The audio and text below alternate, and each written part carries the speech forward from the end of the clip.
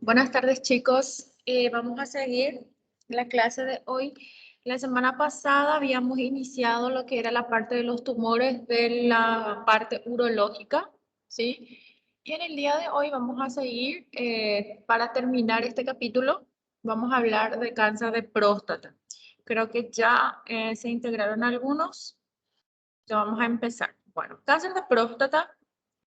La incidencia del cáncer de próstata aumentó continuamente. Vamos aumentando cada vez más. ¿Por qué aumenta? Porque aumenta también la esperanza de vida, ¿sí? Aumenta lo que sería la sobrevida en general de la población. Nosotros sabemos que el cáncer de próstata, generalmente las posibilidades de que se desarrolle cáncer de próstata va a aumentar muchísimo conforme también aumente la esperanza de vida de la población, puesto que el cáncer de próstata es una de las patologías malignas que tiene relación con los años. O sea, a mayor cantidad de tiempo que viva el hombre, mayor tiempo se habrá expuesto a la testosterona, que en el caso del cáncer de páncreas, la testosterona actúa como un carcinógeno endógeno para iniciar la carcinogénesis en estos pacientes. Entonces, por eso cada vez más tenemos aumento también de casos de cáncer de próstata, ¿sí? Y hoy en día tenemos que el tacto rectal junto con el examen de este marcador tumoral, que es el antígeno prostático específico, siguen siendo uno de los baluartes que tenemos nosotros para el diagnóstico precoz de esta entidad. Bueno, el riesgo de sufrir cáncer de próstata aumenta rápidamente con la edad. Como ya les dije, a mayor cantidad de tiempo que viven los hombres, mayor cantidad de exposición tienen a la testosterona. Y la testosterona en este caso es el carcinógeno endógeno. El aumento de la mortalidad se acompaña también del aumento de la incidencia. Sí, a mayor incidencia obviamente va a ser mayor la mortalidad. No es que el cáncer de próstata sea cada vez más letal, sea cada vez más agresivo, no, nada de esto. Por ejemplo, si tenemos 10 casos de cáncer de próstata, evidentemente que la mortalidad va a ser de 10 en 1, por darle un ejemplo. Pero si ya tenemos más casos, por ejemplo, 1000 casos de cáncer de próstata, también la mortalidad se va a elevar. A mayor cantidad de casos detectados o incidencia, ¿verdad? Si aumenta la incidencia, también aumentan los casos de mortalidad.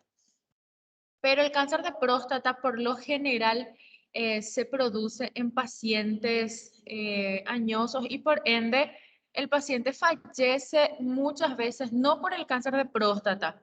Muchas veces el paciente fallece por otra patología que no tiene relación con la patología maligna. Por ejemplo, los pacientes, ustedes saben de que a esa edad en general ya aparecen todas las enfermedades geriátricas y seguramente en geriatría ustedes están dando que el anciano es un paciente plurienfermo, o sea que tiene varias patologías. A veces tiene como 3 o 4 patologías asociadas, es hipertenso, es diabético, es cardiópata, tiene algún tipo de enfermedad coronaria.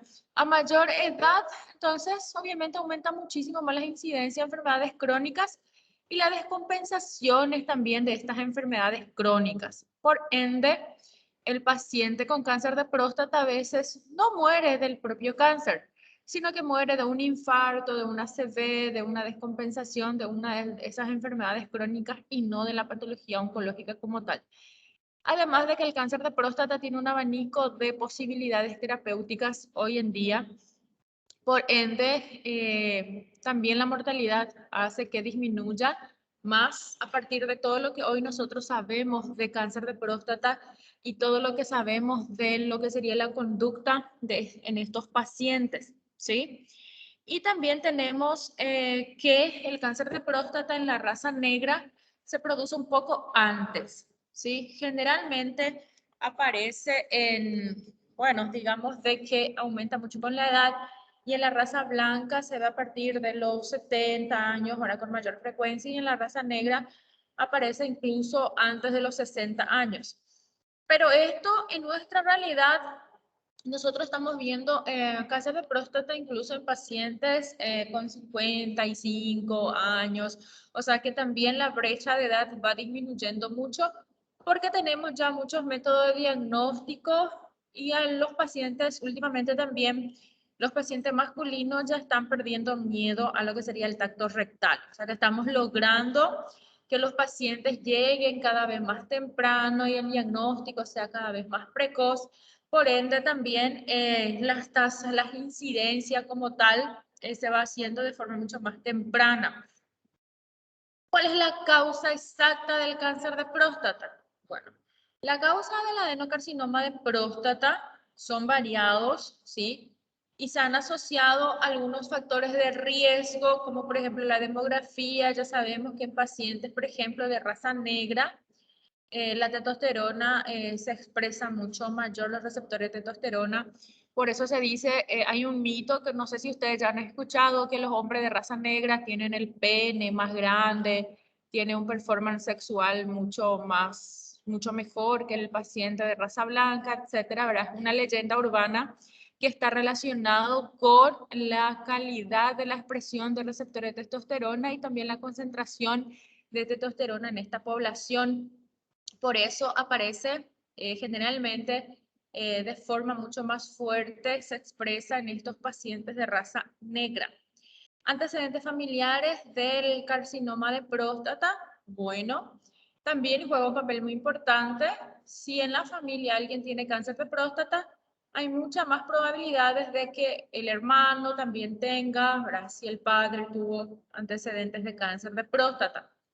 La hormona, ya les dije que la testosterona es el carcinógeno endógeno implicado en la carcinogénesis, en el inicio de la carcinogénesis y el paso de todas las etapas, de la iniciación, la promoción y la progresión entera, por una serie de acontecimientos moleculares y celulares que me van a provocar la testosterona. Evidentemente me va a modificar el material genético de esa célula, constituyendo a esa célula en una célula aberrante expresando un fenotipo maligno, ¿sí? Y también se asocian otros factores que no están muy bien conocidos, algunos hablan de la dieta, ¿sí? Entonces, el riesgo máximo se ve, ¿verdad? Generalmente hay un riesgo más bajo en Japón, en Taiwán, el riesgo intermedio sería en Europa, ¿verdad? El riesgo máximo serían países como Suecia, por ejemplo, ¿verdad? Los hombres de raza negra se afectan a una frecuencia del 30 veces mayor que los hombres caucásicos. Los hombres de raza negra también pueden tener menores tasas de supervivencia. Como ya les dije, esto me explica la leyenda urbana de la testosterona, ¿verdad? En el caso de los hombres, ¿verdad? En realidad no es una leyenda urbana como tal. Nosotros sabemos que en la raza negra hay una fuerte expresión de los receptores de testosterona y tiene una concentración generalmente mucho más elevada y sostenida en el tiempo de testosterona. Por eso suele ser mucho más precoz y mucho más agresivo el cáncer de próstata que se suscita en esta población, ¿verdad? Antecedentes familiares de cáncer de próstata, como ya le expliqué, ¿verdad? Anteriormente. El padre, por ejemplo, si tenemos padre o hermano, aumentan el riesgo del paciente hasta 7 veces por encima de la población general si se diagnosticó a los 50 años, ¿verdad? O sea, significa de que en realidad que la carga familiar juega un papel muy importante. Esto también explicaría de que en una misma familia, por ejemplo, los pacientes masculinos por lo general tienen una expresión de receptor de testosterona, una producción de testosterona tanto central y periférica de una forma bien similar. Por ende, por este perfil genómico molecular relacionado a la testosterona, para esa concentración o esa expresión de esos receptores en una familia hace que alguien más de la familia también pueda expresar esa misma concentración, esa misma expresión de receptores hormonales, en este caso de receptores para testosterona, una mayor, en este caso, sensibilidad a estos, por ende, las células son más sensibles de cambios estimulados por la testosterona. Esto tiene mucha relación con la carga familiar, ¿sí? Entonces, el riesgo evidentemente es mucho mayor, aumenta muchísimo, estamos hablando que hasta 7 veces por encima de la población general. Y esto aumenta mucho, mucho más si la edad de diagnóstico es en edad temprana, porque significa que la concentración de testosterona y la expresión de esos receptores de testosterona en esos pacientes es bastante elevada, ¿sí? Esos receptores tienen una afinidad súper incrementada a esta testosterona, tanto así que empieza a producir cambios moleculares genómicos en esa célula que empieza a modificar conformacionalmente su estructura para finalmente dar lugar a una morfología maligna. ¿Bien? Bueno, esto es muy importante también.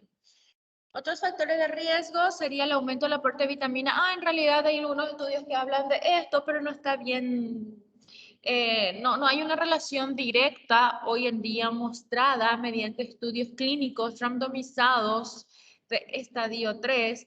La mayoría de los estudios son de estadio 1 y 2, que habla de que en algunos pacientes, por ejemplo, unos estudios que se hicieron en el Memorial Oncology Cancer Center, algunos pacientes fueron tratados con suplementos altos, por ejemplo, de vitamina A y pobre aporte de vitamina D versus el grupo control al que se le dio placebo, y se vio que a estos pacientes quienes recibían altos aportes de vitamina A y un pobre aporte de vitamina D desarrollaban en mayor frecuencia cáncer de próstata, relacionando con los pacientes que solamente recibieron placebo.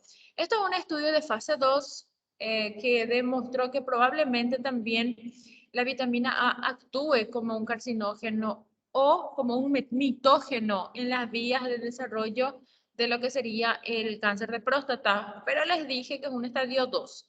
Todavía no tenemos un estadio 3 que hable directamente de la asociación de estos betacarotenos en la incidencia o el retinol como tal, en la incidencia del cáncer de próstata. También se habla de una exposición laboral al cadmio, bueno, que puede interferir también en la génesis.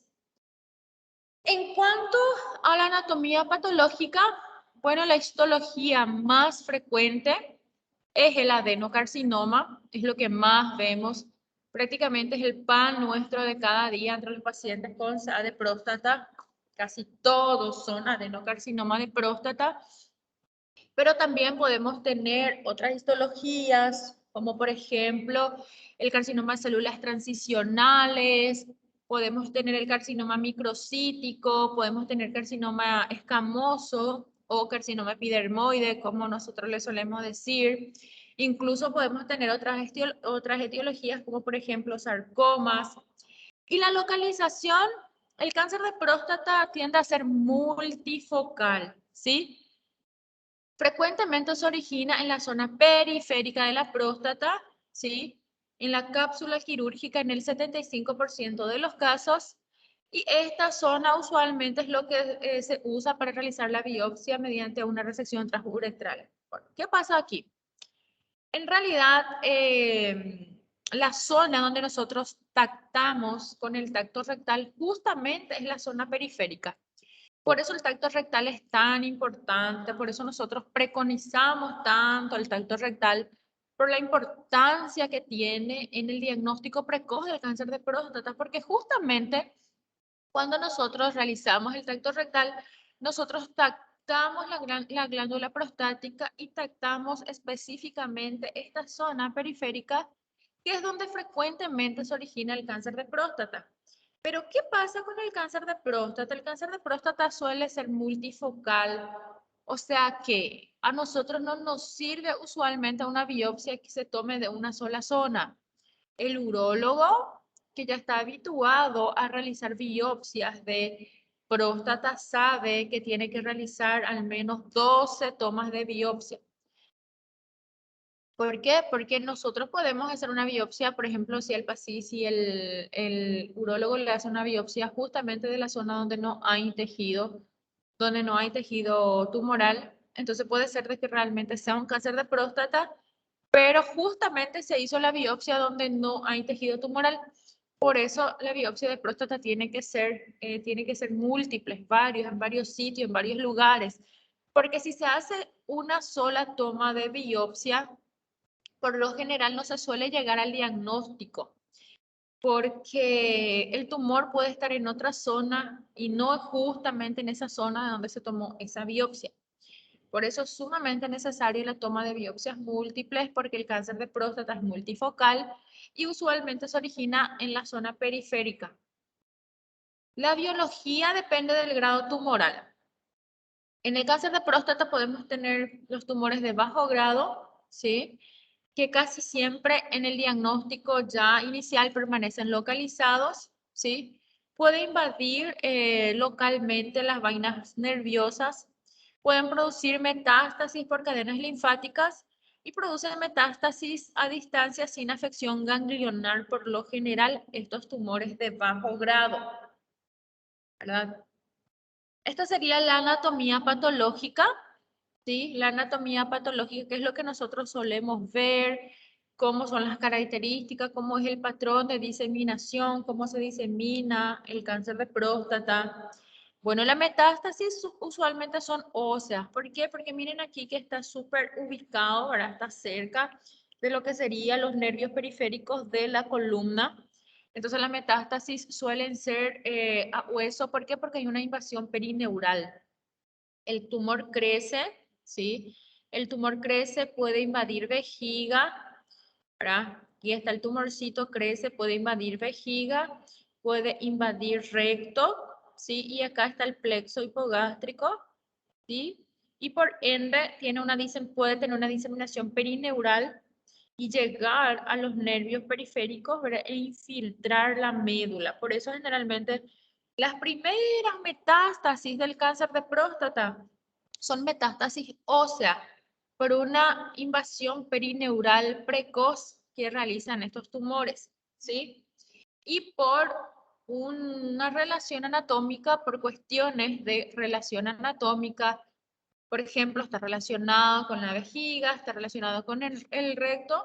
Entonces también podemos tener una progresión locorregional, o sea que el cáncer de próstata puede crecer, invadir estructuras adyacentes, como por ejemplo invadir vejiga, y el paciente puede presentar síntomas por esta infiltración vesical. Y también podemos tener invasión a recto, por ende el paciente también puede presentar síntomas rectales, ¿verdad? Por esta invasión a estructuras adyacentes. Y por compresión nerviosa, por una invasión perineural, el paciente puede tener metástasis ósea también, ¿verdad? Entonces, esto es sumamente importante. Las localizaciones de la metástasis, entonces ya les dije que el hueso en columna es lo principal, es lo fundamental, es lo que se ve generalmente de forma más precoz, ¿sí? Las lesiones metastásicas suelen ser osteoblásticas densas y osteolíticas, ¿sí? Generalmente en cáncer de próstata podemos tener ambos tipos de lesiones. Osteoblástica significa lesiones por adición. ¿Qué significa esto? Que del tumor se desprenden células cancerígenas que hacen una diseminación o hematógena y se va y produce una imagen por adición. O sea, el tumor como tal crece nuevamente en el hueso, ¿sí? Son imágenes por adición osteoblásticas. Imágenes líticas son que el tumor destruye el hueso. O sea que en el cáncer de próstata podemos tener tanto lesiones óseas, porque el tumor crece ahí en el hueso por adición, como son las imágenes osteoblásticas, o porque el tumor destruye como tal el hueso, que serían las imágenes osteolíticas. Esas son generalmente los sitios más frecuentes de diseminación. También está relacionado con unos pocos síndromes paraneoplásicos. El cáncer de próstata no es como el cáncer de pulmón, por ejemplo, que tiene un complejo importante de síndromes paraneoplásicos, ¿sí? Yo creo que entre todas las patologías malignas, el cáncer de pulmón y el cáncer gástrico son los que tienen más eh, relación, en este caso, con los procesos paraneoplásicos. Aquí tenemos unos pocos, pero más bien relacionado con lo que sería la parte muscular, neuromuscular, y también con algunos procesos hematológicos, como por ejemplo fibrinólisis sistémica, ¿sí? Y también algunas alteraciones neuromusculares, pero son realmente muy raras.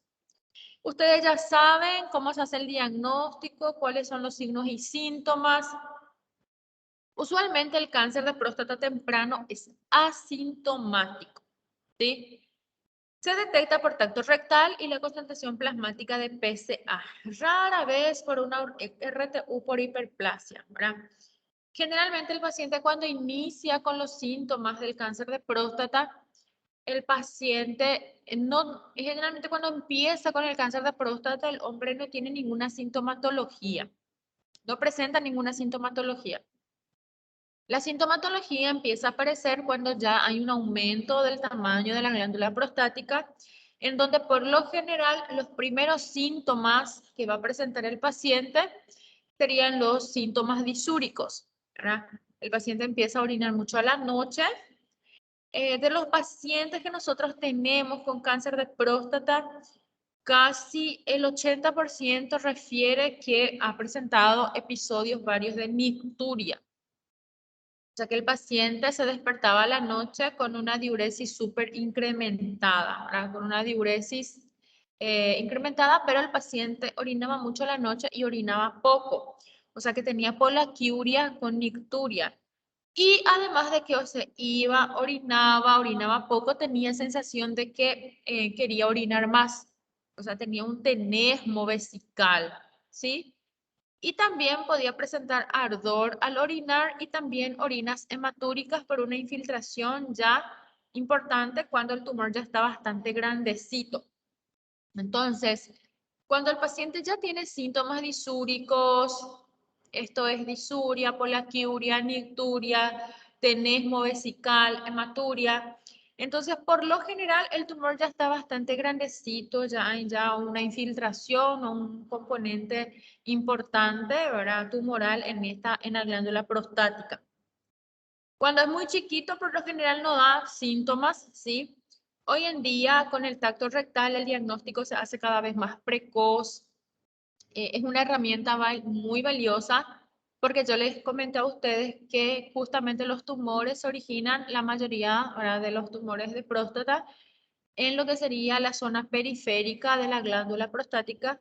Y ustedes saben que justamente la zona periférica es donde nosotros tenemos contacto cuando realizamos el tacto rectal.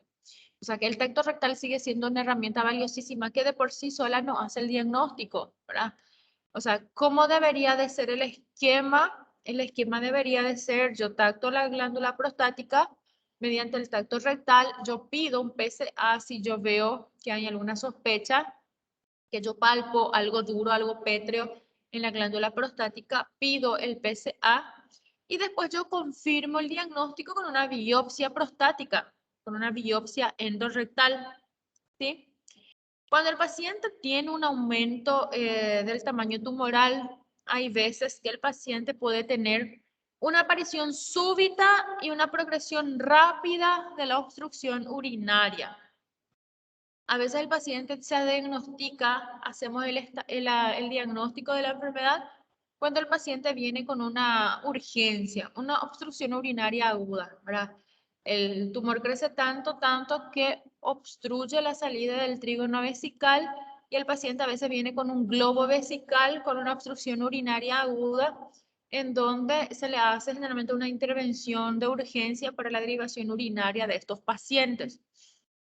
Otras veces el paciente viene con sintomatología propia de la progresión de la enfermedad, con la sintomatología propia de las metástasis a distancia. A veces viene con dolor lumbaro-pélvico, ¿sí? Cuando ya tenemos, por ejemplo, metástasis ósea, el paciente suele venir por dolor óseo, por hormigueo, calambre, miembros inferiores o pérdida de la sensibilidad. Puede venir incluso en el contexto de un síndrome de compresión medular, cuando tenemos metástasis ósea que comprime el canal medular. El paciente puede tener alteraciones neurológicas, como por ejemplo paraparesia e incontinencia, cuando tenemos metástasis raquídeas extramedulares. Hoy en día ya es difícil que el paciente debute con una complicación propia de las metástasis, ¿verdad? Ya es difícil porque tenemos a mano ya el tacto rectal y el PSA. ya realmente lo que sería el mito de que los pacientes no quieren realizarse el tacto rectal, de que los hombres no quieren realizarse el tacto rectal, se va disminuyendo un poco más, incluso los que no quieren hacerse el tacto rectal, el PSA ya está bien a disposición de casi todos, entonces estos pacientes que llegan a un estadio muy avanzado ya es menos, pero evidentemente siguen llegando pacientes así también. O sea que, ¿cómo ustedes pueden encontrar a un paciente? ¿Cómo puede ser la clínica de un paciente con cáncer de próstata? Pues la clínica puede ser bastante florida, desde un paciente totalmente asintomático, desde un paciente que solamente tiene síntomas disúricos, quiere decir disuria, polaquiuria, nicturia, tenesmo vesical o incluso hematuria, hasta la sintomatología de un paciente que tiene síntomas por la progresión propia de la enfermedad.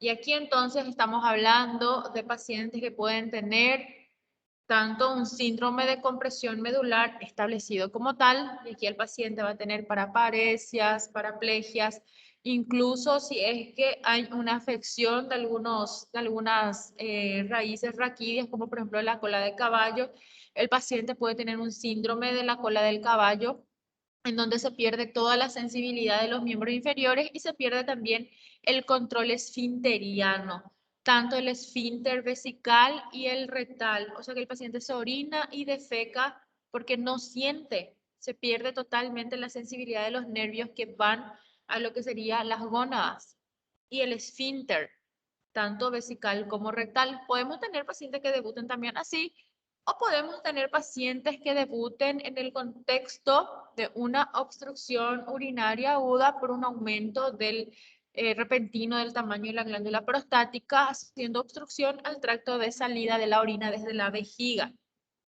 Incluso podemos tener pacientes con dolor lumbar por una hidronefrosis que puede presentar por una compresión de los uréteres, por un crecimiento de la masa pélvica, ¿sí? Podemos tener hidronefrosis bilateral a predominio de un lado donde tengamos la mayor cantidad de obstrucción, ¿sí? O sea que la sintomatología puede ser bastante florida en estos pacientes. Bueno, la exploración física es clave en estos pacientes, también para un diagnóstico precoz. La exploración física es clave. ¿Qué es lo que vamos a hacer con la exploración física? Pues con la exploración física lo que nosotros vamos a hacer es comprobar la presencia de induración o de nódulos, ¿sí? ¿Qué es lo que vamos a hacer? Es comprobar, por ejemplo, al tacto, la textura de la glándula prostática. La textura de la glándula prostática tiene que ser de consistencia más o menos gomosa, suave, regular, renitente. Si palpamos esta misma característica y de pronto palpamos que está aumentado de tamaño, suele ser una hiperplasia prostática benigna nada más. Pero si palpamos y además se corrobora de que está duro, de que está pétreo, generalmente son indoloros, entonces sí estamos hablando de que es un SEA de próstata, ¿sí? Tenemos que explorar también los surcos laterales y vesículas seminales palpables. Tenemos que evaluar los ganglios inguinales para descartar metástasis ganglionar inguinal. Tenemos que buscar metástasis a distancia, es decir, explorar los puntos dolorosos de los huesos.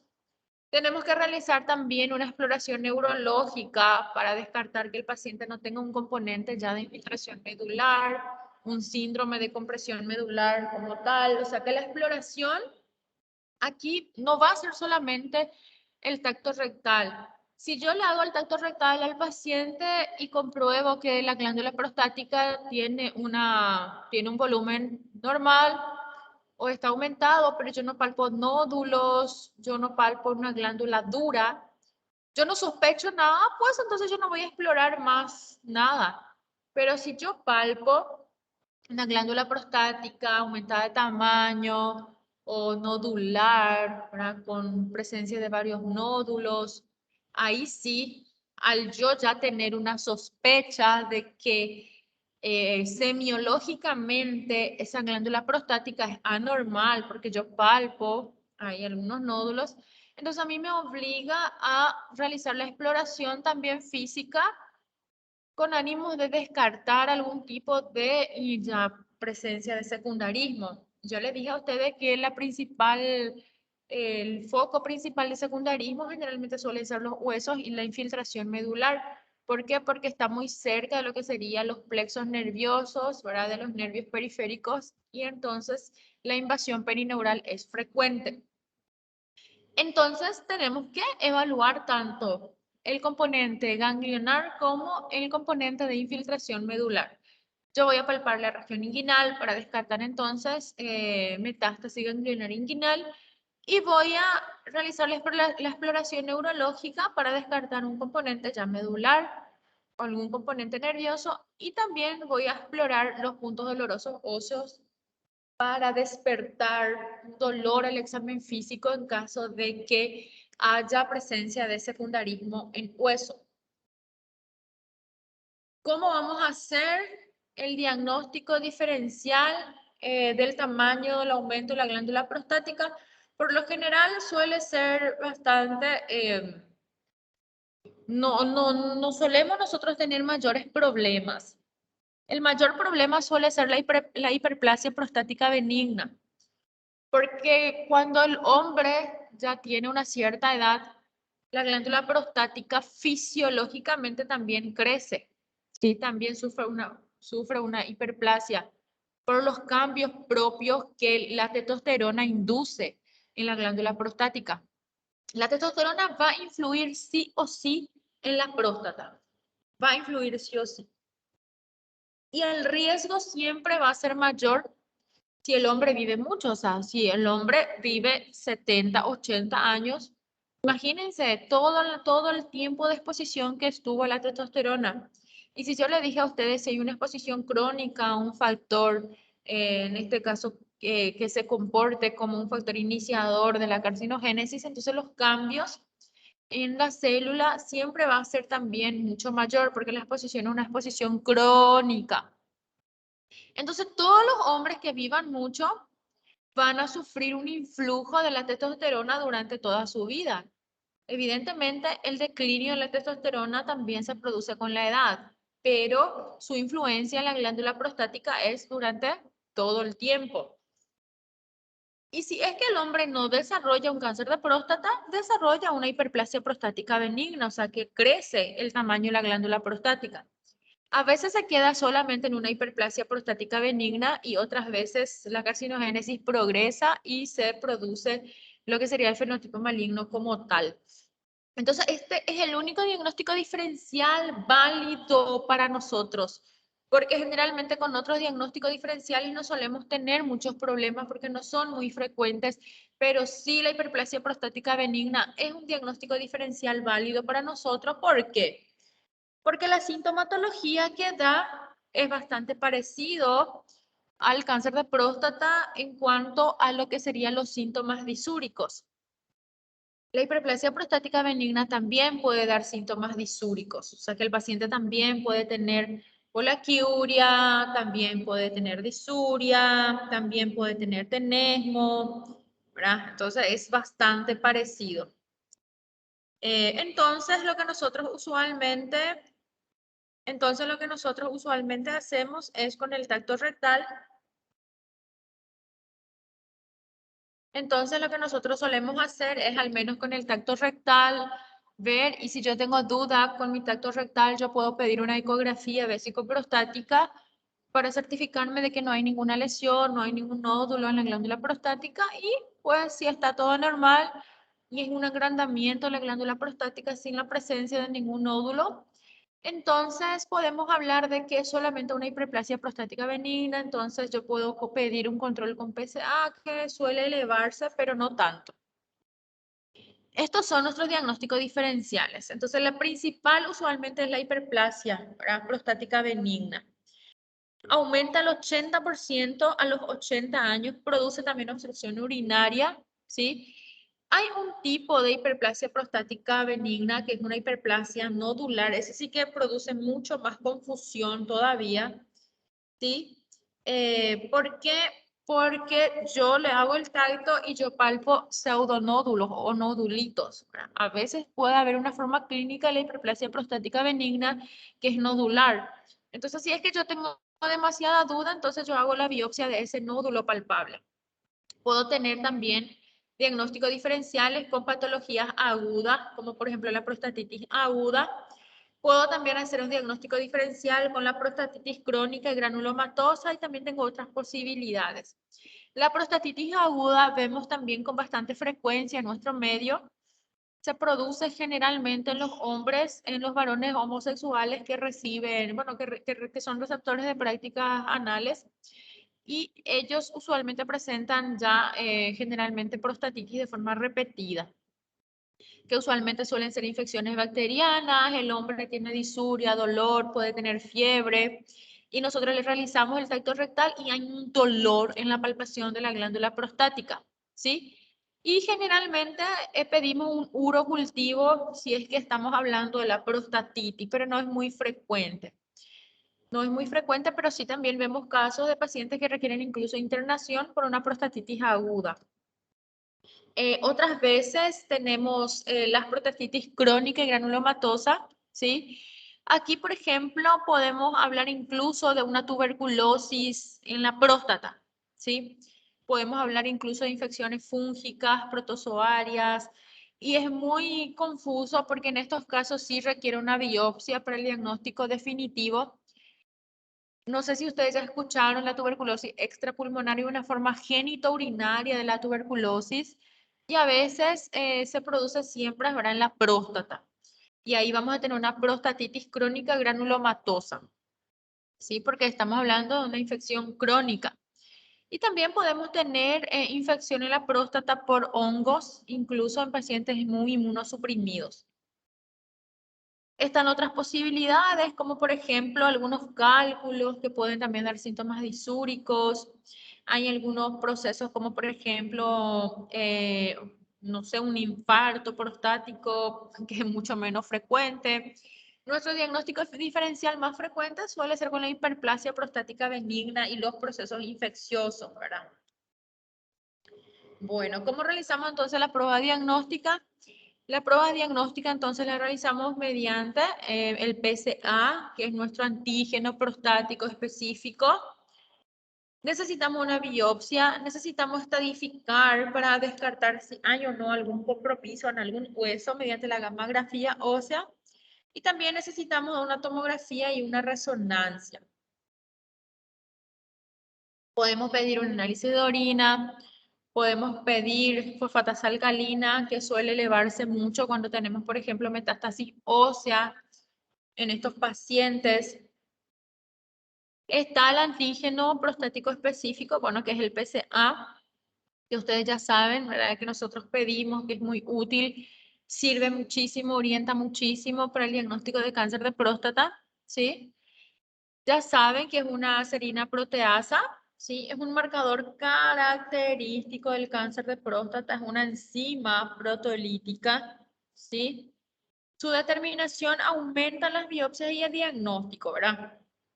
O sea que generalmente si yo tengo un tacto rectal patológico, yo le pido PSA y si el PSA también está muy aumentado, obliga a realizar una biopsia para confirmar el diagnóstico, ¿sí? Y el incremento, obviamente, de este PSA aumenta también el rendimiento del tacto rectal, ¿sí? Entonces, significa de que nosotros tenemos que combinar en la práctica de pedir PSA, tenemos que combinar la práctica de pedir PSA con lo que sería como tal el tacto rectal, no pedir aisladamente. Tenemos que hacer una combinación porque su determinación aumenta muchísimo más con lo que sería si yo tengo un tacto rectal patológico, me orienta muchísimo más. Bueno, anteriormente no había forma de saber cuál era la fracción de PSA libre, PSA total. Hoy día nosotros ya sabemos que tenemos, ¿verdad? ¿Por qué? Porque varios laboratorios ya pueden delimitar cuál es la fracción libre del PSA, bueno, y cuál es la fracción total del PSA. El PSA libre por lo general no está unida a las antiproteasas del plasma, ¿sí? Disminución del cociente del PSA libre, el PSA total se asocia muy probablemente al cáncer de próstata. Paciente con PSA elevado y sin signos sospechosos en la palpación, se recomienda una observación tras una biopsia negativa. Eso es muy importante, ¿verdad? Por ejemplo, si yo tengo un paciente con un PSA elevado, pero yo le palpé y el paciente no tiene nada patológico en la próstata, entonces, por lo general, a veces se le pide una biopsia que suele venir negativa, entonces por lo general se preconiza la observación. ¿Qué pasa con el PSA? El PSA como tal puede aumentar también con la edad, porque a mayor edad, yo les dije a ustedes que la glándula prostática también crece, que hay cambios en la glándula prostática, ¿verdad? Cambios hiperplásicos en la glándula prostática que no necesariamente me definen un fenotipo maligno. Entonces, ¿qué pasa? Entonces, estos pacientes, como ya hay un cambio en la glándula prostática, ya hay una hiperplasia, cualquier cambio ya hace que se genere la producción de estas enzimas proteolíticas, de estas proteasas. Y entonces también se puede elevar. O sea que un PSA fuera de rango yo puedo tener en un paciente con hiperplasia prostática benigna como consecuencia de los cambios que se producen en la glándula prostática con la edad, ¿verdad? Entonces a mí no me tiene que sorprender o yo no tengo que escandalizarme, ¿verdad? Y decirle al paciente, ay, probablemente tenga un cáncer de próstata. No, yo tengo que tranquilizarme, realizar mi tacto rectal, mi ecografía vesícoprostática y corroborar porque puede ser de que el paciente solamente tenga una hiperplasia prostática benigna. Entonces yo no me tengo que escandalizar si yo no le hice el tacto rectal a mi paciente y tengo un PSA fuera de rango. Y más si es un ancianito que va a tener luego el PSA elevado ya por la edad. ¿Sí? Entonces, por favor, gente, tienen que relacionar el examen físico, el PSA, ¿sí? Si es que hay una correlación o no, para interpretar antes de poder alterarse antes de que ustedes puedan dar algún diagnóstico erróneo o decir algún diagnóstico un poco fuerte. Sí, aquí tenemos justamente que la concentración de PSA aumenta con la edad. ¿Sí? A mayor edad va aumentando más el límite superior del PSA. Entonces no tenemos que nosotros apresurarnos muchas veces. Hay un cálculo que se llama índice de densidad de PSA, que son modificaciones matemáticas del PSA. En la zona de transición generalmente tiene una localización central, ¿sí? Y esta es la parte productora del PSA, ¿sí? Y esta es la parte que suele aumentar de tamaño en la hiperplasia prostática benigna, ¿sí? Y el cáncer de próstata se produce más en la zona periférica. Y en la hiperplasia prostática benigna generalmente crece más en la zona de transición. Y justamente esa zona de transición es la que me suele elevar el PSA, o sea, porque es la zona productora del PSA, ¿está bien? Entonces, se justifica de que los pacientes con hiperplasia prostática benigna me eleven también el PSA, ¿sí? Tiene un valor predictivo positivo y negativo esta relación del PSA. Entonces yo tengo que saber interpretar y tengo que saber relacionar estos valores con el examen físico que yo le voy a practicar a mi paciente. Esto sería la utilidad clínica del PSA, ¿sí? Detectar tumores primarios o recurrentes. Por ejemplo, yo tengo un paciente que puedo tener dos escenarios. Un paciente que viene al consulta por síntomas disúricos, disuria, polaquiuria, hematuria, nicturia, yo le hago tacto rectal y palpo una glándula prostática dura, pétrea, bueno, le pido PSA. Entonces yo puedo detectar un cáncer de próstata en ese paciente. O puede ser otro escenario que el paciente ya tiene diagnóstico de cáncer de próstata, ya hizo el tratamiento del cáncer de próstata y estaba con PSA normal, recibió todo el tratamiento y viene nuevamente a elevar PSA. Entonces, estamos hablando de una recurrencia de la enfermedad, ¿sí? Entonces sirve tanto para detectar un paciente nuevo, o sea, un cáncer de próstata primario, o en un paciente que ya tiene diagnóstico de cáncer de próstata y yo le pido el PSA de seguimiento, me sirve también para detectar las recurrencias, ¿sí? No es el método exclusivo de detección sistemática, como ya les dije, no usen de forma aislada. Siempre tiene que ser en combinación con el PSA, perdón, con el tacto rectal. Siempre en combinación con el tacto rectal. ¿Por qué? Porque puede elevarse en patologías benignas como hiperplasia prostática benigna. Puede elevarse en procesos infecciosos como prostatitis. Puede elevarse en una manipulación prostática, con incluso un tacto rectal. Yo estoy manipulando la glándula prostática. Incluso un tacto rectal me puede elevar, ¿sí? Una sonda vesical, una manipulación, sí, por favor, chicos, no usen de forma aislada, siempre usen con un tacto rectal, porque va a maximizar la utilidad del PSA. Combinado, para el PSA más el tacto rectal patológico, nos va a llevar a realizar una biopsia, ¿verdad? Que puede obviamente venir en un porcentaje mucho mayor, ¿verdad? Positivo si es que nosotros tenemos esta correlación. Y es muy útil también para la enfermedad metastásica, ¿verdad? La técnica de biopsia, como ya les dije, tiene que ser una biopsia múltiple. ¿Por qué creen que tiene que ser una biopsia múltiple? ¿Por qué tienen que ser una biopsia múltiple en el cáncer de próstata? ¿Quién se acuerda por qué?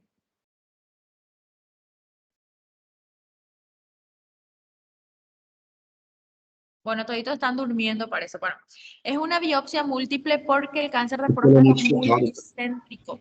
Sí, es multicéntrico.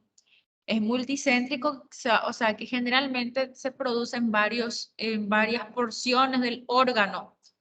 Se inicia generalmente en la zona periférica y crece, es lo que nosotros palpamos con el tacto rectal, pero suele ser multicéntrico, o sea que tiene varios focos y a veces con una biopsia, justamente puedo realizar una biopsia en el tejido sano, por ejemplo, y no me viene nada. Y eso no significa que el paciente no tenga cáncer de próstata. Entonces se hace biopsias múltiples porque el cáncer de próstata es multicéntrico, ¿sí?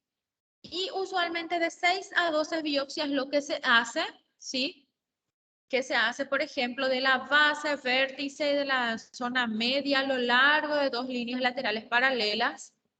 Se puede encontrar el cáncer de próstata en aproximadamente 5% de las cirugías realizadas por hiperplasia prostática benigna de las RTU, ¿verdad?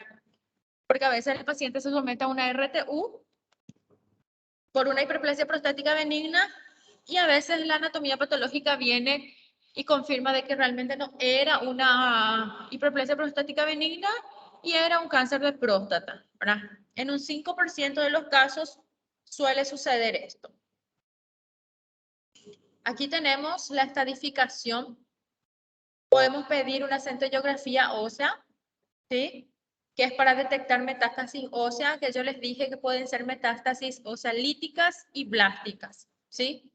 Usualmente hay una baja probabilidad si el paciente tiene un PSA bajo y si el paciente es asintomático.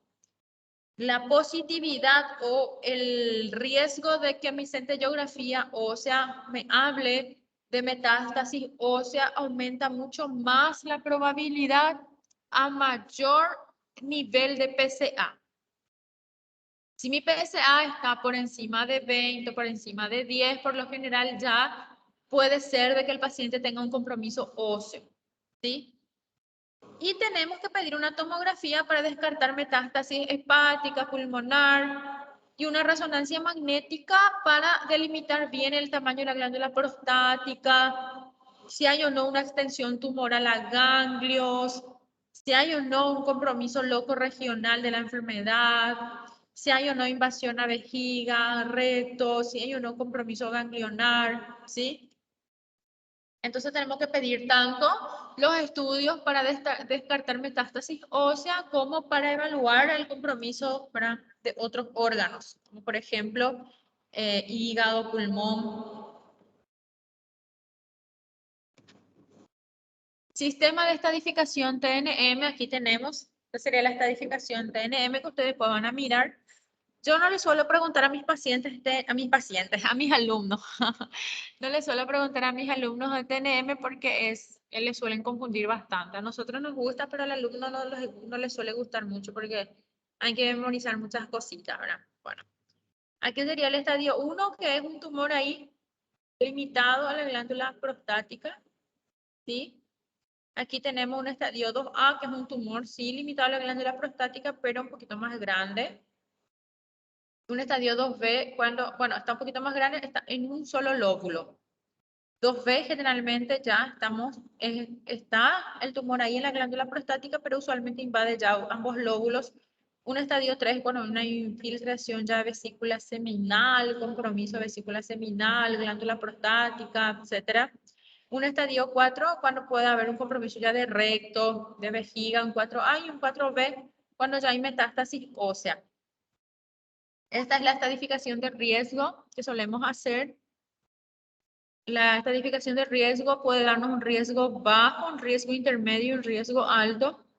Un riesgo bajo suele ser paciente que tiene un PSA menos de 10, un Gleason, que es el anatomopatólogo habla de escala de Gleason, un Gleason menos de 6 o hasta 6, y un estadio clínico de 1 a 2A. Un riesgo intermedio suele ser un PSA entre 10 a 20, un Gleason de 7 y un estadio clínico 2B a 2C. Un riesgo alto suele ser un PSA mayor a 20, un Gleason de 8 a 10 y un estadio clínico de 3 a 4. Esta sería la puntuación de Gleason. La puntuación de Gleason que utilizamos en la anatomía patológica del cáncer de próstata, ¿sí? Generalmente habla de lo que sería la diferenciación, ¿sí? Un bien diferenciado es un Gleason de 1 a 2, o sea, que son los tumores de bajo grado, que son los que le parecen más a la glándula prostática original.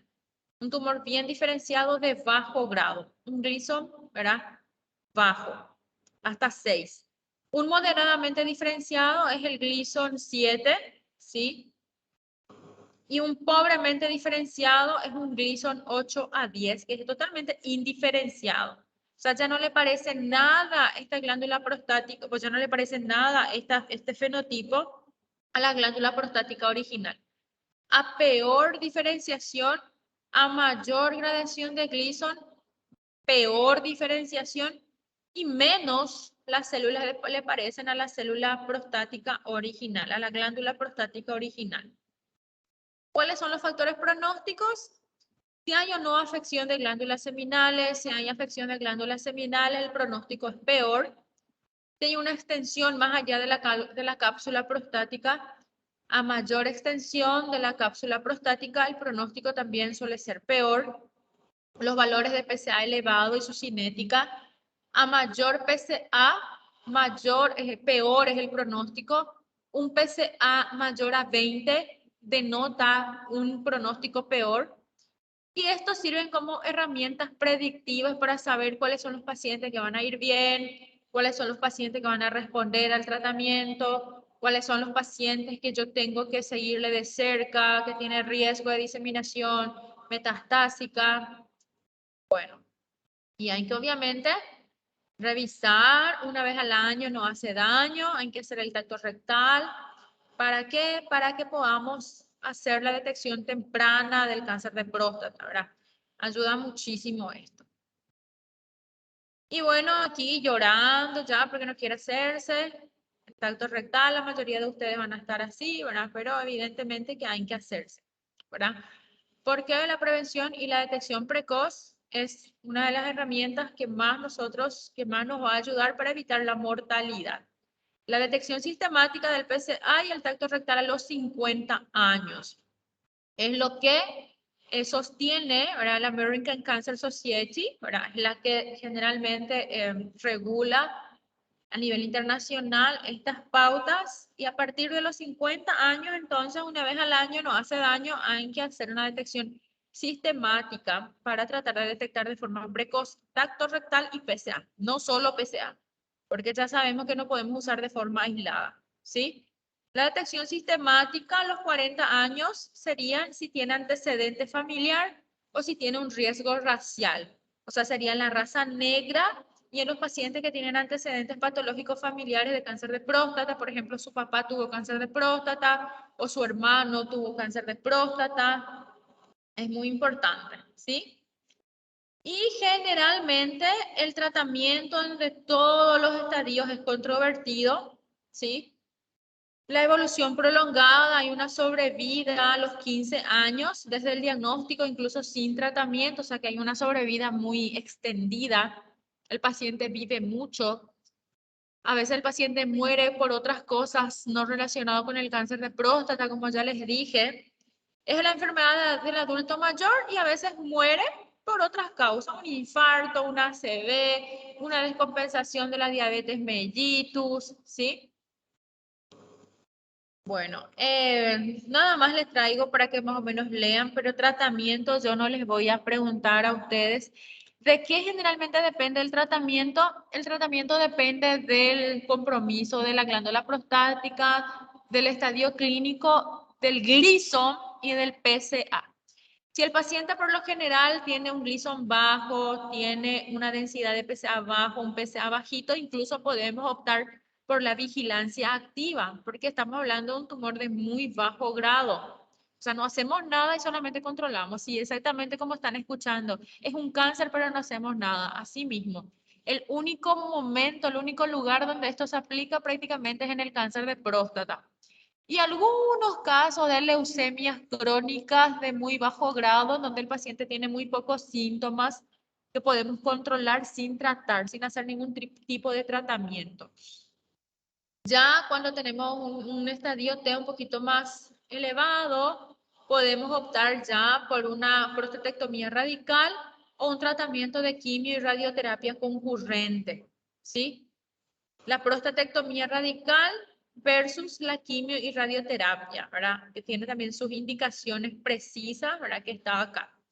En la enfermedad avanzada, por lo general, la cirugía solamente se usa para aliviar la obstrucción de salida de la vejiga. Por ejemplo, si el paciente tiene obstrucción urinaria aguda, ahí podemos hacer una RTU y podemos hacer una orquiectomía, o sea, sacar los testículos. ¿Por qué?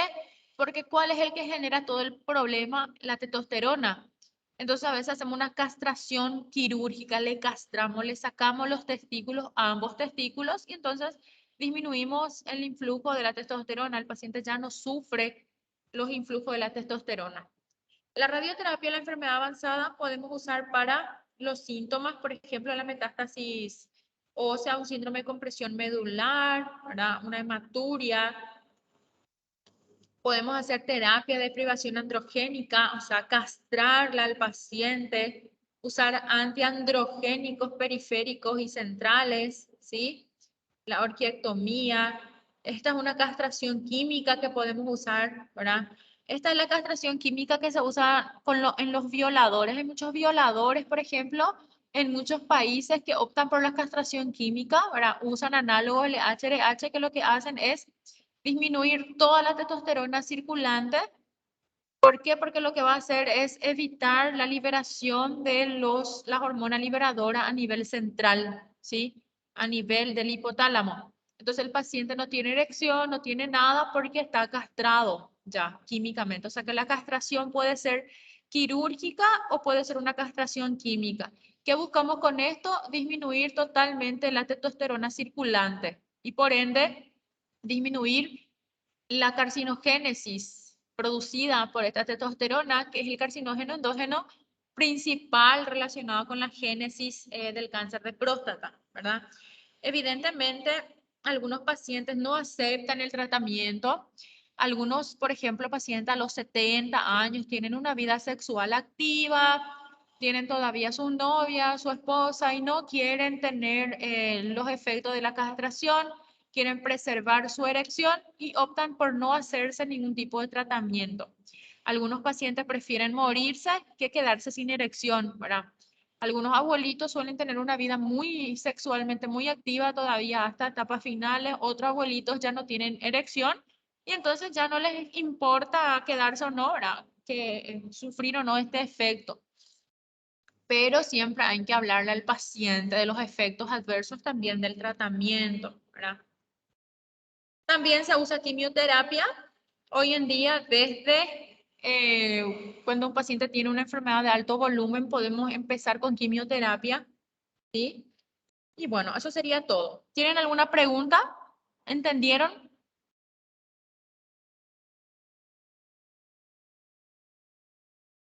Sin Bueno, yo creo preguntarle. que están ahí, se están durmiendo, están despertando, pero bueno, vayan estudiando, ¿sí?